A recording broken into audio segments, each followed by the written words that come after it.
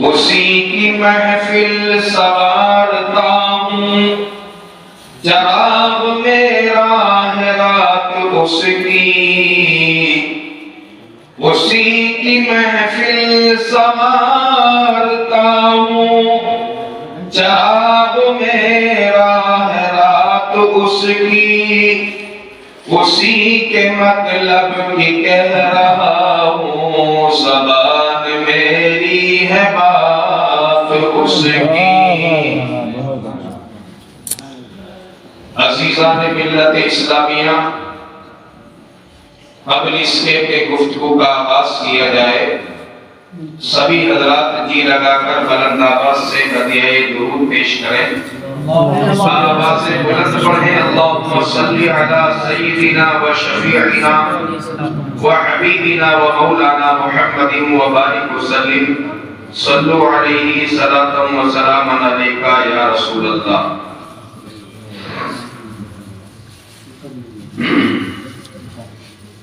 محو تسبیح تو سب ہیں مگر ادراک کہاں، زندگی خود ہی عبادت ہے مگر ہوش نہیں۔ بے شک بے شک۔ عزیزان ملت اسلامیہ، شروع سے لے کر اب تک ہر خطیب اپنے اپنے حساب سے آپ حضرات سے گفتگو کی اور چلا گیا۔ میں تو یہی کہتا ہوں کہ کوئی حد ہی نہیں ہے اس محبت کے فسانے کی، کیا بات ہے، سناتا جا رہا ہے جس کو جتنا یاد آتا ہے۔ جی بہت خوب، ماشاءاللہ، بے شک۔ اور حالت یہ ہے کہ رہے طلب میں یہ میں نے سوچا قدم اٹھاؤں کہاں سے پہلے، ہر ایک ذرہ پکار اٹھا یہاں سے پہلے یہاں سے پہلے۔ صورتحال یہ ہے کہ کس ٹاپک پر گفتگو کی جائے، کس موضوع کو چھیڑا جائے۔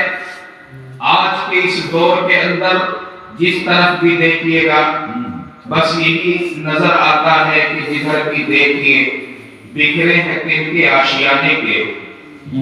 اہل اسٹیج کی طرف چاہوں گا کہ جدھر بھی دیکھیے بکھرے ہیں تن کے آشیانے کے، میری بربادیوں کا سلسلہ یارا کہاں تک ہے۔ ہم آج یہ دیکھ رہے ہیں کہ جس قوم کو اللہ تبارک و تعالیٰ نے دنیا کے اندر صاحب عزت بنا کر کے بھیجا تھا، قرآن کہتا ہے وَلِلَّهِ الْعِزَّةُ وَلِرَسُولِهِ وَلِلْمُؤْمِنِينَ، عزت تو ہے خدا کی اور اس کے رسول کی اور اس کی جس نے دولت ایمان قبول کی۔ یعنی عزت کا جو تاج پہنایا گیا تھا وہ اہل ایمان کو پہنایا گیا ہے۔ آج ہم یہ دیکھ رہے ہیں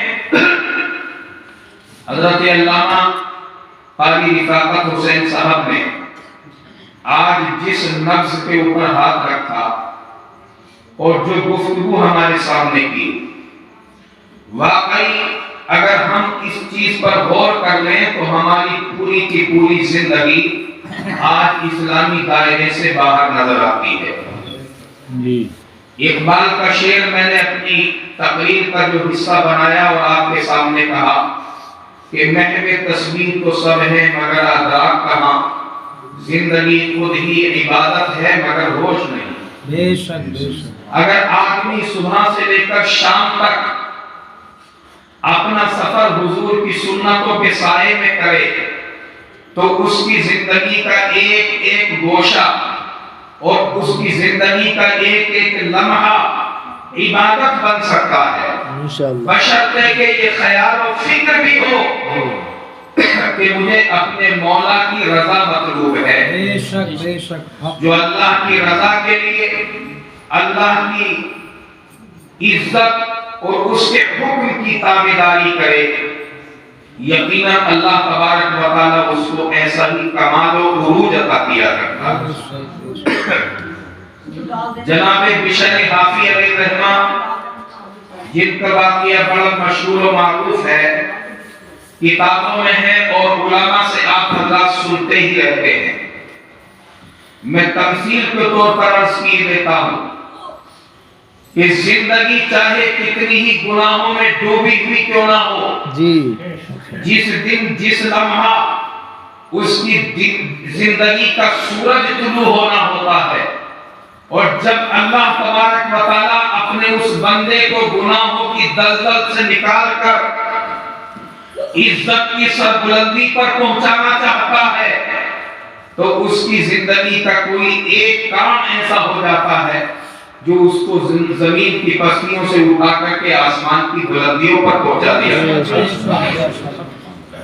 انسان تو سبھی گناہگار ہوتے ہیں، وہ انسان جو اپنے آپ کو یہ کہے کہ مجھ سے گناہ ہو ہی نہیں سکتا تو یقین جانیے کہ وہ بالکل جھوٹا ہے اور فریبی ہے، اس لیے کہ اللہ تبارک و تعالیٰ نے صرف نبیوں کی ذات کو معصوم قرار دیا۔ بے شک بے شک۔ باقی ولی بھی یہ دعویٰ نہیں کر سکتے کہ ان سے گناہ نہ ہو سکتا ہو۔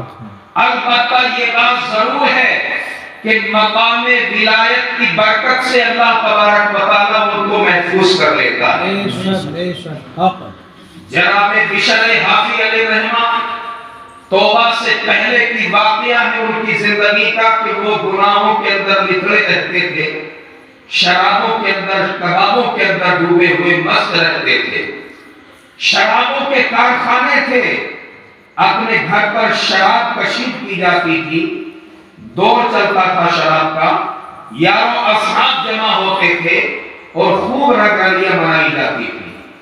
یہ زندگی تھی ان کی صبح و شام کی۔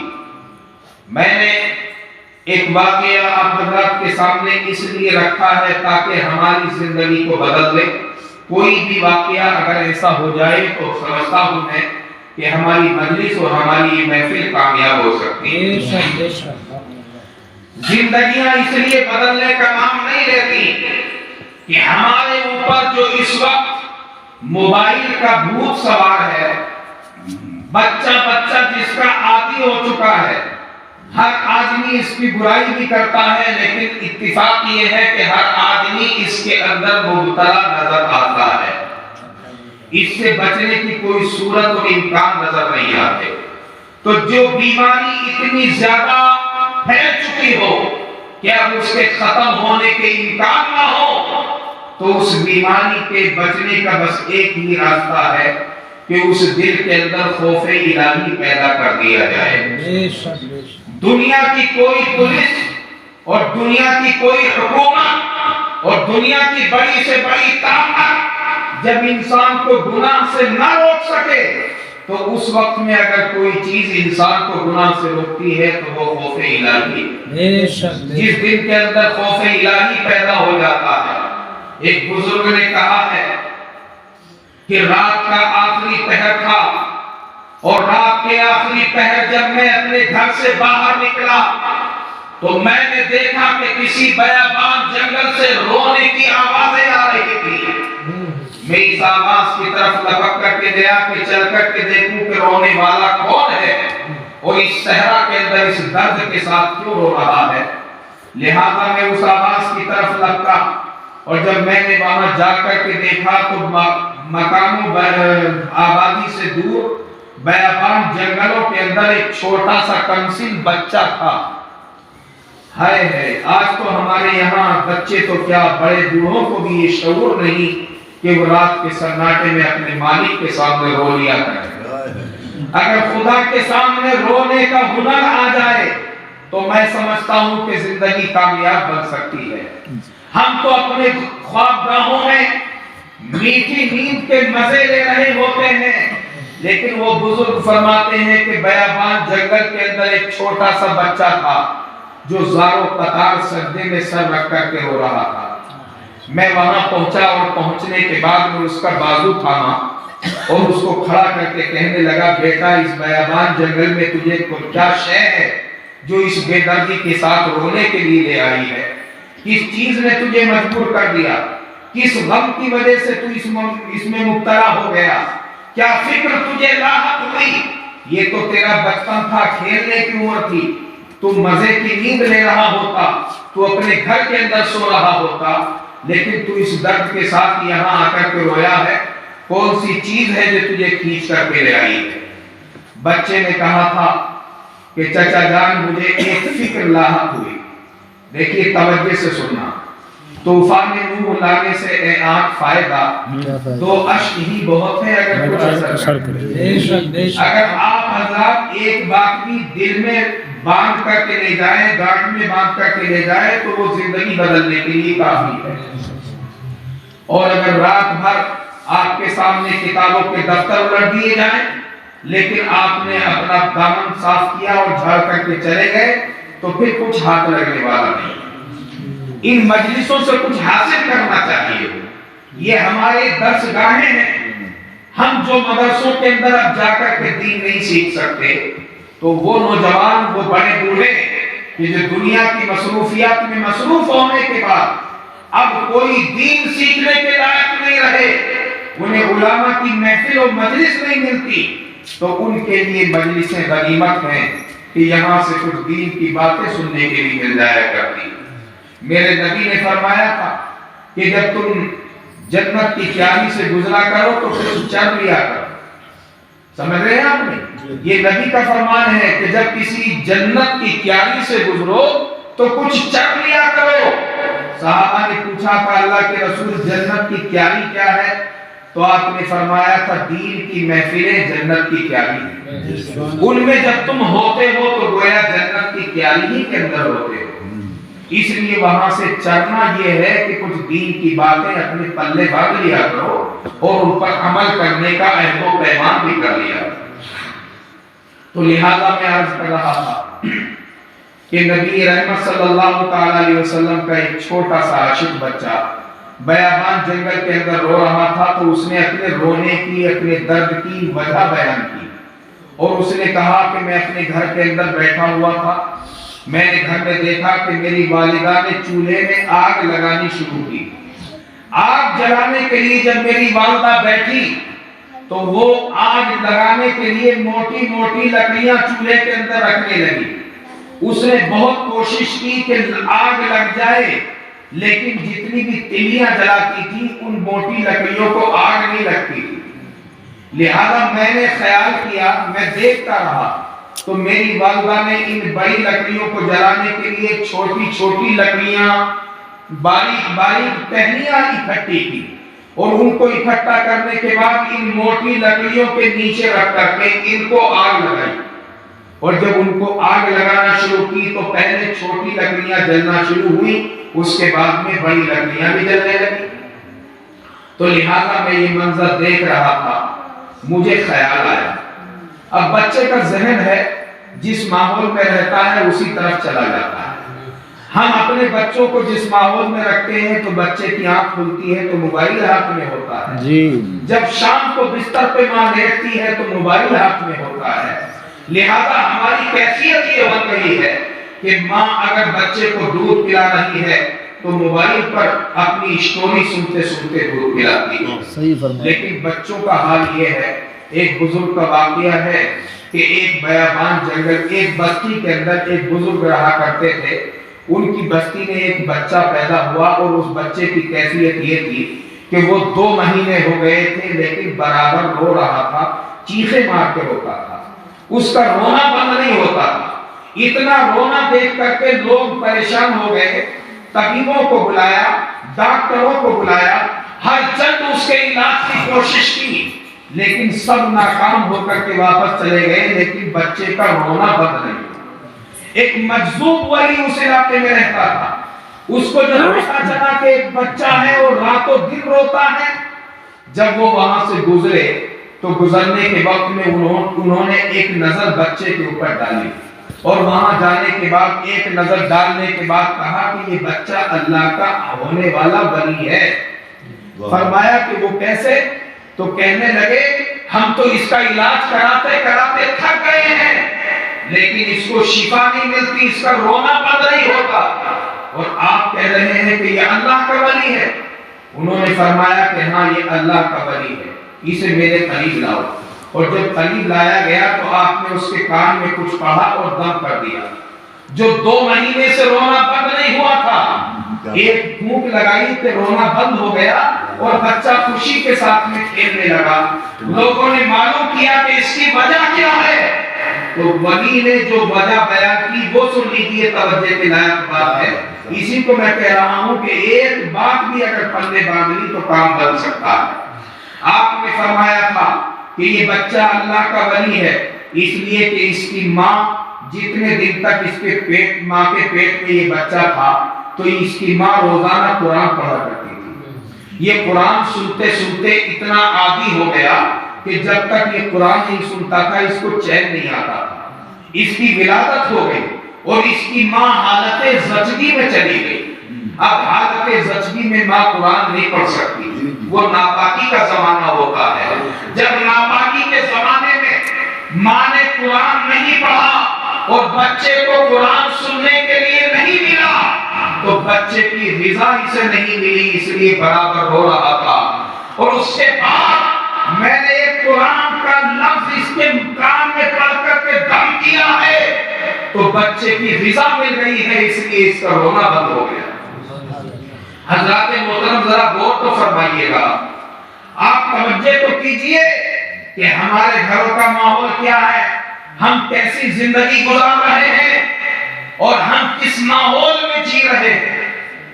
وہی تو قوم ہے یہ کہ جس قوم کے نوجوانوں کا عالم یہ ہوتا تھا کہ ٹل نہ سکتے تھے اگر جنگ میں اڑ جاتے تھے, آؤں شیروں کے بھی میدان سے اکھڑ جاتے تھے, اور تجھ سے برہم ہوا کوئی تو بگڑ جاتے تھے, اور دیو کیا چیز ہے ہم شیر سے لڑ جاتے تھے. ہمارا حال یہ تھا, لیکن آج کیفیت مسلمانوں کی یہ بن چکی ہے کہ ہم ہر شے سے ڈرتے ہوئے نظر آتے ہیں, ہر شے سے بھاگتے ہوئے نظر آتے ہیں. ہمارے اوپر ڈر مسلط ہو چکا ہے, ہمارے دل کے اندر موت کا ڈر بیٹھ گیا ہے. میں یہ عرض کر رہا تھا حضرات, ذرا اپنی گفتگو میں بہک نہ جاؤں, اس لیے کہ طبیعت بھی کچھ خراب ہے, لیکن میں چونکہ یہ میرے گھر کا پروگرام ہے اس لیے میں ضروری سمجھتا ہوں کہ میں اپنا فرض منصبی آپ کے سامنے عرض کر دوں. میرے بعد میں مولانا شمشیر الحق صاحب کی تقریر آپ کو سماعت کرنی ہے.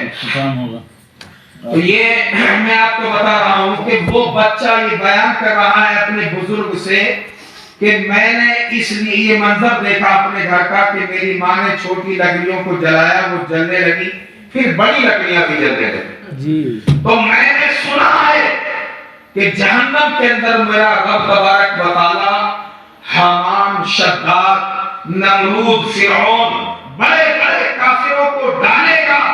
تو مجھے خوف پیدا ہوا کہ کہیں ایسا تو نہیں کہ جب ان بڑے کافروں کو اس میں ڈالا جائے اور ان کو آگ نہ لگے تو کہیں میرا رب میرے جیسے چھوٹے چھوٹوں کو ان کے نیچے ڈال کر کے ان کو جلانا شروع نہ کر دے, تاکہ اس کی وجہ سے پھر بڑے بڑے کافر بھی جلنا شروع ہو جائے.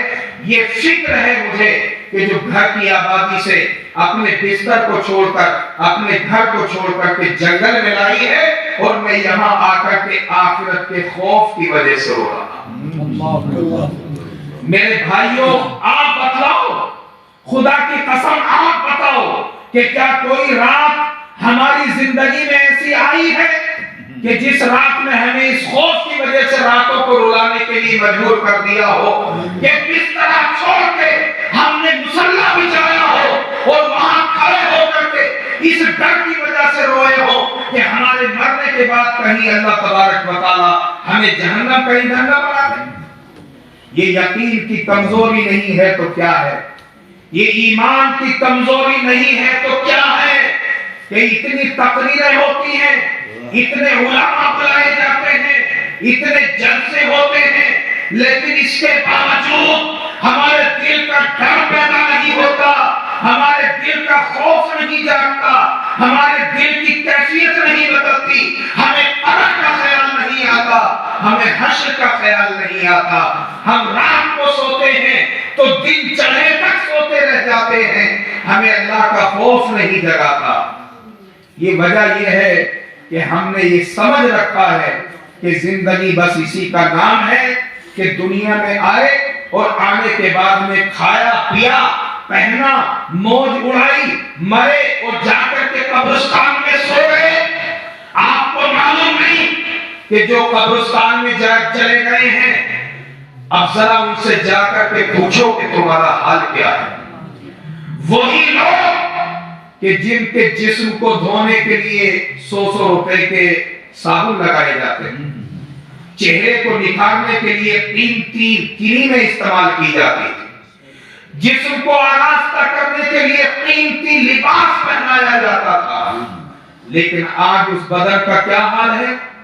سارے بدن کو کیڑوں نے کھا لیا، کچھ باقی نہیں بچا، ہڈیاں بھی گل کر کے مٹی ہو چکی ہیں۔ یہ قبر کا منظر ہے، میں سچ بیان کر رہا ہوں آپ کے سامنے، حقیقت اور کیفیت یہی ہے کہ ہڈیاں بھی جل کر کے خاک ہو چکی، مٹی بن گئی، لیکن حقیقت یہ ہے کہ جو آدمی عمل کر کے گیا ہے وہ عمل اس کے موجود ہوتے ہیں اور وہی اس کے کام آتے ہیں، باقی سب کچھ یہی رہ جاتا ہے۔ میری والدہ محترمہ اللہ تعالیٰ غریب پہ رحمت فرمائے کہ جب ہمارا بچپن تھا تو میں بہت پیار کے ساتھ میں اس واقعے کو سنا کرتا تھا۔ ہماری والدہ سنایا کرتی تھی کہ ایک بہت زمانہ پہلے کی بات ہے کہ ایک شخص تھا اور وہ شخص بکریاں چرایا کرتا تھا، جانوروں کو چرایا کرتا تھا۔ جب گاؤں سے باہر اس کا ریوڑ نکلتا تھا تو گاؤں کے باہر عموماً کوڑے ڈالنے کی کوڑیاں ہوتی ہیں، انہی کوڑیوں کے اوپر ایک انسانی کھوپڑی پڑی رہتی تھی، اور اس کھوپڑی کا حال یہ تھا کہ جب جانور چلتے تھے تو ان کی ٹھوکروں کے سہارے وہ کھوپڑی چلتی ٹھوکریں کھاتی جنگل میں پہنچ جاتی تھی، اور جب شام کو ادھر سے ڈھول واپس آتے تھے تو پھر ان کے قدموں کے ٹھوکروں میں رونگتا ہوا وہ سر گاؤں کے کنارے آ جایا کرتا تھا۔ اس طریقے سے یہ برابر سلسلہ چلتا رہا، ایک انسانی کھوپڑی صبح کو جنگل اور جنگل سے شام کو کنویں پر برابر اس نے ٹھوکر کھاتی ہوئی دیکھی، اس کو ادھر سے ادھر ہوتا ہوا دیکھا۔ جب یہ کھوپڑی برابر اس طریقے سے گزرتی رہی، ایک دن کا واقعہ ہے کہ اس شخص نے جو ڈھولوں کو چرایا کرتا تھا اور ایک طریقے سے گاؤں کا رہنے والا ایک دیہاتی انسان تھا، اس نے اس کھوپڑی کو اٹھایا اور اس نے سوچا کہ آخر یہ ہے تو انسان کی کھوپڑی، لیکن یہ دیکھنا چاہیے کہ ہے کیا معاملہ، اس کے ساتھ میں یہ سلوک کیوں ہو رہا ہے، اس کو دیکھنا چاہیے۔ تو اس نے اٹھایا اور اٹھانے کے بعد دیکھا تو ہڈی کے اس فریم کے اندر بچا کچھ نہیں تھا، آنکھیں بھی ختم ہو گئی، جو کھوپڑی کا مغز بھی سوکھ کر کے نکل گیا تھا، کھال بھی نہیں باقی بچی تھی۔ البتہ اگر کچھ تھا تو اس ہڈی کے فریم کے اوپر ایک تحریر لکھی ہوئی باقی تھی، اور وہ تحریر یہ تھی کہ جو ہونا تھا وہ ہو چکا اور جو باقی ہے وہ ہو کر ہی رہے گا۔ ذرا دیکھ لیجیے گا، دھیان سے سنیے گا، بات میں حقیقت بتا رہا ہوں، ہمارا آپ کا یہی منظر ہے، ہمارا یہی حال ہونا ہے کہ جو ہونا تھا وہ ہو گیا اور جو باقی ہے وہ ہو کر رہے گا۔ تو اس نے سوچا کہ اب اس کے ساتھ ہونے کو باقی بچا ہی کیا ہے، اس کا سب کچھ تو ہو چکا، یہ تو پوری منزلیں طے ہو چکی، اب تو یہ ریوڑوں کے ٹھوکریں کھاتا پھر رہا ہے۔ میرے بھائیوں بھتیجوں، میرے عزیزوں، میرے خاندان والوں، میں آپ کو یہ پیغام دے رہا ہوں، آپ دھیان سے سنو، اپنی زندگیاں سنوارو۔ جب بھی کوشش ہو تو تنہائی میں بیٹھ کر کبھی اپنے خدا کو درد سے، دل کی گہرائی سے یاد کر لیا کرو، بس یہی کام آنے والا ہے۔ اگر یہ بات دل میں بٹھا لی تو خدا کی قسم بیڑا پار ہو سکتا ہے۔ فرمایا کہ دیکھوں گا کہ اس کے ساتھ اب ہونا کیا باقی ہے، اس کے ساتھ کیا ہونا باقی ہے۔ یہ روزانہ یہ کھوپڑی کو اٹھا کر کے اپنے گھر لے گیا اور لے جانے کے بعد ایک الماری میں اس کو مقفل کر کے رکھ دیا۔ شام کو جب اپنے کام سے فارغ ہوتا تھا تو آنے کے بعد روزانہ کھانے سے فارغ ہوا، بیوی بچوں سے ملا، اور اس کے بعد میں وہ سب تو لوگ آرام کرنے کے لیے لیٹتے تھے، لیکن وہ الماری کھولتا تھا، اور الماری کھولنے کے بعد میں اس کھوپڑی کو نکال کر کے اس تحریر کو پڑھا کرتا تھا کہ اب کیا ہونا ہے۔ تو اس کو دیکھ کر کے وہ اس کو رکھ دیا کرتا تھا کہ ابھی کوئی چینجنگ اور کوئی بدلاؤ نہیں۔ ایک عرصہ گزر گیا، ایک زمانہ گزرا، اس کی بیوی نے دیکھا کہ پتہ نہیں اس کے دماغ میں کیا بھوت سوار ہو گیا ہے، انسانی کھوپڑی لا کر کے میرے گھر میں رکھ دی، اور اس کو روزانہ دیکھتا ہے، پڑھتا رہتا ہے، نہ بیوی بچوں کی فکر ہے، نہ کسی بات کا خیال ہے۔ لہذا اس نے ایک دن یہ کیا کہ جب یہ جنگل کو چلا گیا تو الماری کھولی، اور الماری کھولنے کے بعد کھوپڑی کا سوکھا ہوا ڈھانچہ نکالا، ہاون بستے میں ڈال کر کے اس کو سرما بنا، کوٹ کر کے اس فریم کو برابر کر دیا، اور اس کے بعد میں اس کے راکھ کو جو ہے جنگل میں اڑا کر کے ختم کر دیا۔ نہ رہے گا باس اور نہ بجے گی بانسری، سب کے ساتھ۔ اب یہ شام کو واپس آیا، وہ واپس آنے کے بعد اس نے سارے کام سے فارغ ہوا، الماری کھولی، دیکھا تو اس میں الماری میں کچھ باقی ہے ہی نہیں۔ پوچھا کہ بھئی وہ فریم کہاں چلا گیا؟ تو بیوی نے کہا کہ میں نے آج اس کے ساتھ میں یہ سلوک کر دیا ہے۔ تو یہ آدمی سر پکڑ کر کے بیٹھ گیا اور کہنے لگا کہ لو یہ اس کے ساتھ میں اور ہونا تھا۔ اور میں آپ کو بتاؤں یہ کون تھا؟ یہ ایسا انسان تھا کہ جس کی آدھی دنیا کے اوپر حکومت قائم تھی، یہ اپنے زمانے میں بادشاہ تھا، لیکن جب یہ اپنی زندگی سے گزر کر کے آخرت کی مرحلوں میں پہنچا تو اس کی کھوپڑی کے ساتھ میں یہ سلوک ہونے لگا۔ عزیزان محترم، بتانے کا مقصد یہ ہے، وقت کی قلت ہے، ورنہ میں کچھ آپ حضرات کے سامنے اور بھی عرض کرتا۔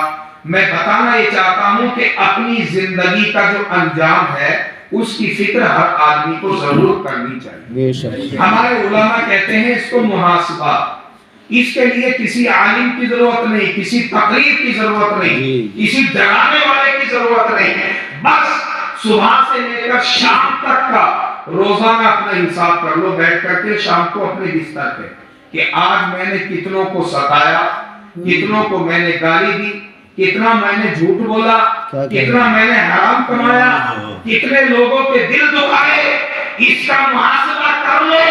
اگر آج کر لو گے تو غنیمت رہے گا، ورنہ کل قیامت کے دن اگر موقع آیا تو اس دن کا حال قرآن یہ بیان کرتا ہے، جس نے دنیا میں محاسبہ نہیں کیا تو اس دن مالی حاضر کتاب لا یغادر صغیرۃ ولا کبیرۃ، قرآن کی آیت کہہ رہی ہے کہ قیامت کے دن اس کے ہاتھ میں ایک اعمال نامہ دیا جائے گا اور اس کے اندر سارے چھوٹے بڑے اس کے عمل لکھے ہوئے ہوں گے، اور وہ اسے دیکھ کے روئے گا اور اپنے ہاتھوں کو چبا ڈالے گا، افسوس کی وجہ سے کہے گا ہائے افسوس، یہ کیا ہوا؟ وہ گناہ جو میں نے بالکل تنہائی میں چھپ کر کیے تھے کہ جن کے بارے میں میرے علاوہ کوئی نہیں جانتا تھا، ہائے افسوس، اس کے اندر تو وہ بھی لکھے ہوئے ہوں، یہ تو وہ بھی یہاں موجود ہے، وہ بھی حاضر ہے، اب میں کیسے بچ سکتا ہوں؟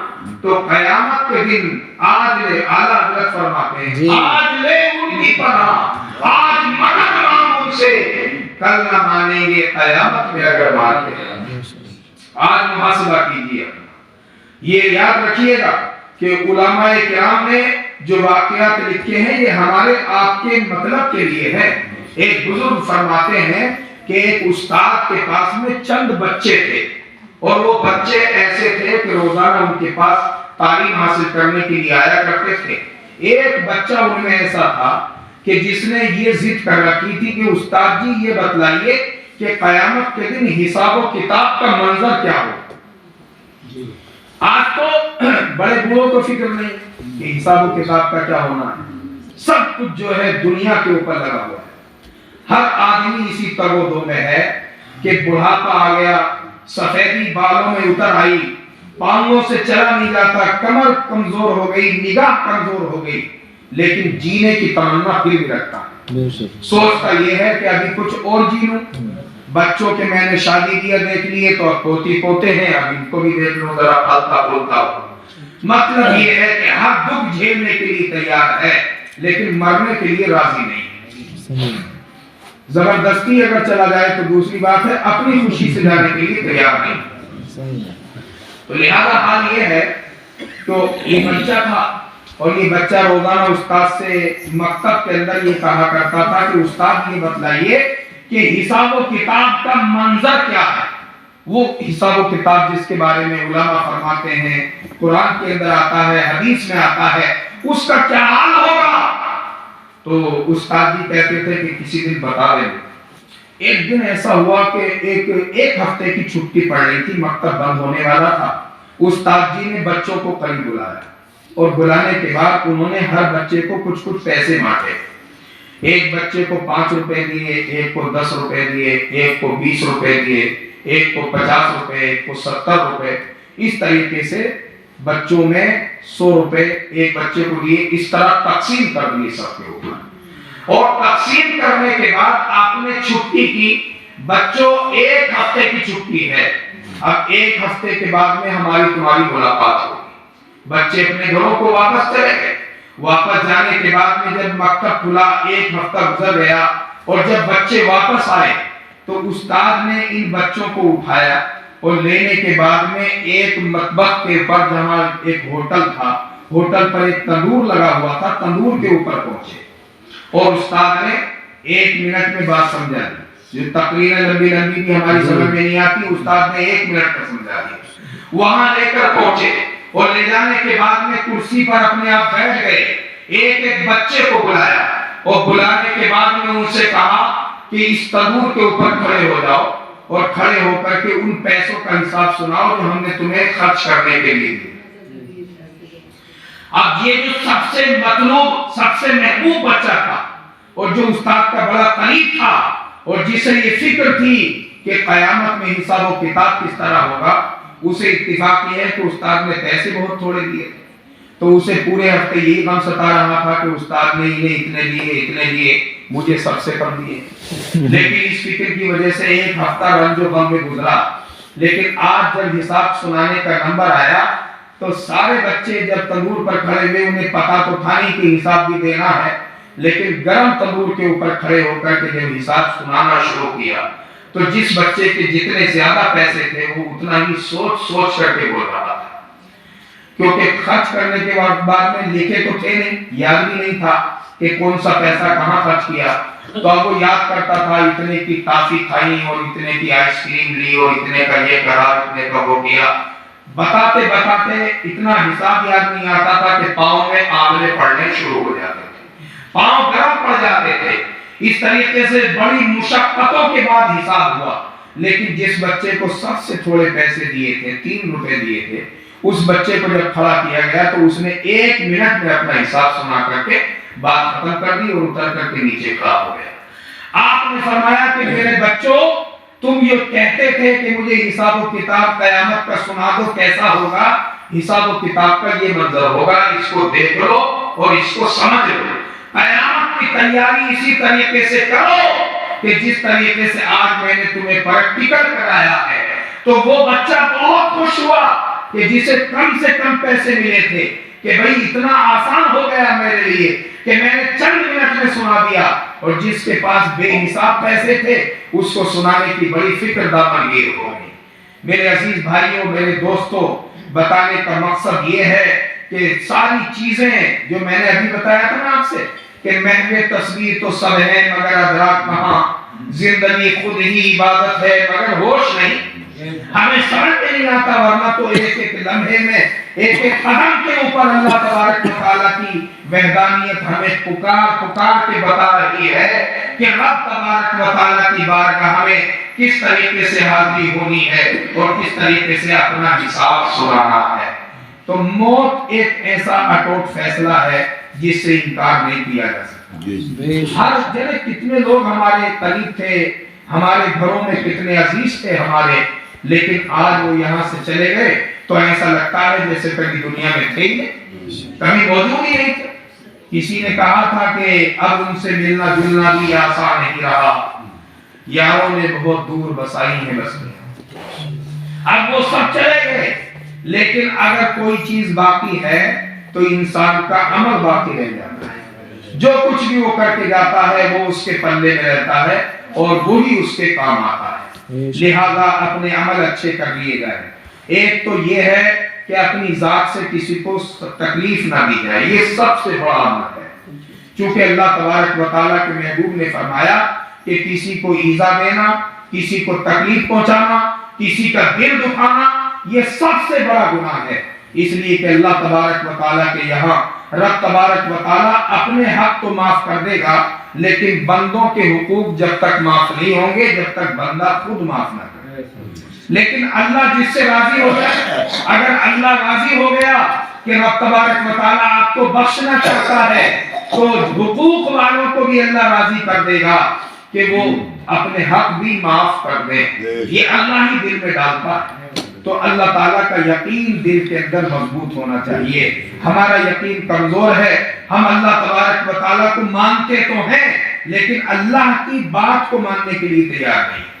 اور بات بنے گی اس سے کہ اللہ کی بات کو مانا جائے, اللہ کی ذات کو مانا جائے, دونوں چیزیں کامیاب ہیں. جو کچھ بھی ہوتا ہے اللہ کے حکم سے ہوتا ہے. آج گھروں کے اندر بیماریاں پھیل رہی, خواتین کے اندر جو ہے طرح طرح کی گفتگویں ہوتی ہیں. بعض تو کفریہ کلمات کہہ دیتی ہیں, بعض کہتی ہیں کہ اللہ تعالیٰ کو ہمارے گھر مل گیا, ہمارے پیچھے پڑا ہوا. یہ وہ کفریہ کلمات ہیں, اللہ معاف فرمائے. نقل کفر نہ باشد, کہ یہ کہنا کہ ہمارے پیچھے ہاتھ دھو کے پڑا ہوا ہے یہ کلمہ کفر ہے. اس سے آدمی کافر ہو جاتا ہے.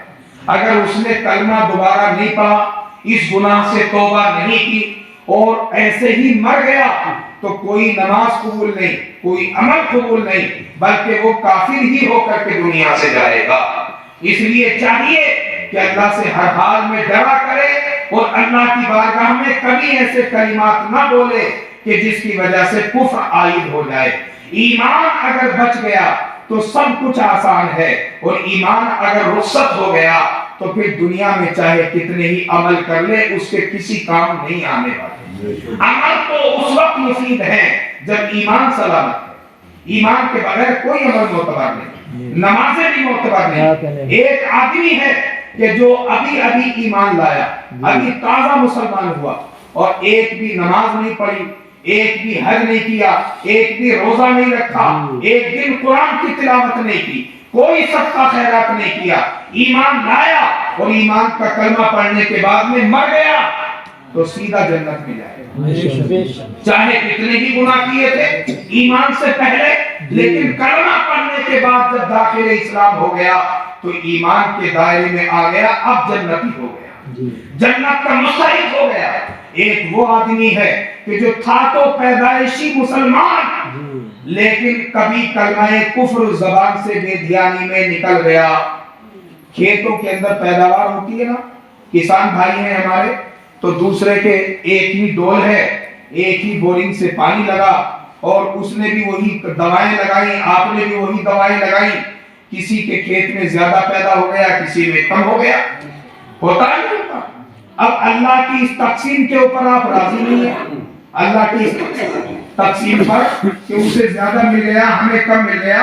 اگر بندہ راضی نہ ہے اور وہ اس پر اعتراض کر بیٹھا تو اللہ کی ذات پر اعتراض کرنا کفر ہے.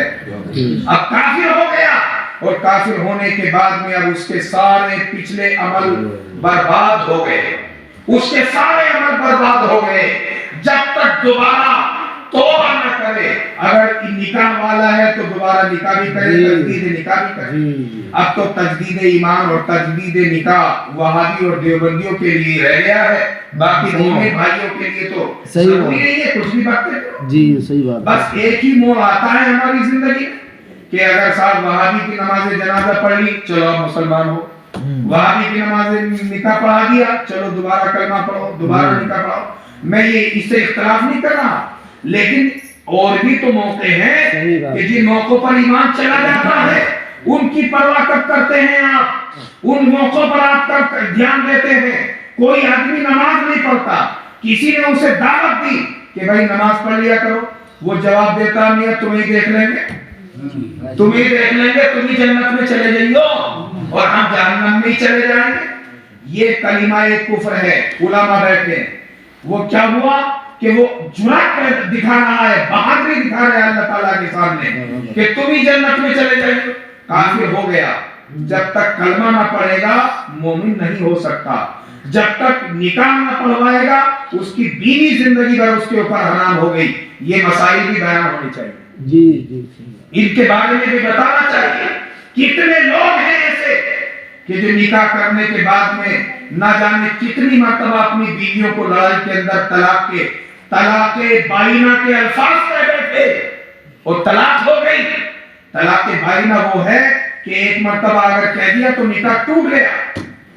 اب وہ زندگی میں نکاح میں نہیں اور وہ دونوں میاں بیوی پھر ایسی رہ رہے ہیں گھروں کے. تو آپ بتائیے کہ نکاح میں باقی نہیں ہے تو یہ گناہ ہو رہا ہے کہ نہیں ہو رہا؟ ان چیزوں کا علم سیکھنا بھی ضروری ہے. ان چیزوں کی معلومات بھی ضروری ہے. جنت کیا ہے؟ یہی تو جنت ہے کہ آپ دنیا کے اندر ایک ایک قدم کے اوپر یہ تلاش کریں کہ ہمارے رب کا حکم کیا ہے, ہمارے رب کی مرضی کیا ہے. یہ اگر آپ نے دھیان نہیں دیا, تلاش نہیں کیا, اور یہ ہر ایمان والے کی ذمہ داری ہے. یہ نہیں دیکھا جائے گا پڑھا ہوا یا غیر پڑھا ہوا کہ یہ سب امام صاحب کی ذمہ داری ہے, وہی جانے, باقی ہماری تو ڈیوٹی نہیں ہے, ہم تو کھیتوں میں کام کرتے ہیں. آپ کچھ بھی کیجئے, لیکن جو ایمان کی کفر کی باتیں ہیں ان کا سیکھنا ضروری ہے, ان کا جاننا ضروری ہے. ایمان کن چیزوں سے چلا جاتا ہے, نکاح کن چیزوں سے ٹوٹ جاتا ہے, آدمی کافر کن باتوں سے ہو جاتا ہے, یہ سیکھنا اور جاننا ضروری ہے ایمان والے کے لیے. لہذا چاہیے کہ ہم اپنے ایمان کی حفاظت کریں, اپنے بچوں کو اسلام سکھائیں. اسلام سکھائیں ضرور کہ اسلام کیا چیز ہے, ایمان کس چیز کا نام ہے. سب سے پہلے ضروری ہے طلب العلم فریضۃ علی کل مسلم و مسلمہ. ایمان والوں پر فرض کر دیا ہے اللہ تعالیٰ نے اتنا دین سیکھنا کہ جس سے حرام اور حلال کی پہچان ہو جائے. زندگی گزر گئی, حرام کا پتہ نہیں, حلال کا پتہ نہیں, اپنے مال کی زکات کبھی نہیں دی, صدقہ خیرات کر رہے ہیں, 11ویں شریف میں حصہ لے رہے ہیں, زکات دیتے ہی نہیں سرے سے. تو جب فرض چھوڑ رکھا ہے تو نفل کب قبول ہو جائے گا؟ پہلے تو فرائض ہے, آپ فرائض پہ دھیان نہیں دے رہے. نماز, فرض نماز آپ نے چھوڑ دی اور نفلوں کے پیچھے لگے ہوئے, پوری رات نفل پڑھ رہے ہیں, تہجد پڑھ رہے ہیں, 4 قوانین پڑھ رہے ہیں, لیکن فرض نمازیں چھوڑ دیتے ہیں. آپ کی نفلیں بھی قبول نہیں ہوں گی جب تک اللہ کا حکم فرض کو ادا نہ کیا جائے گا. گناہگار رہے گا, یہ حرام ہے.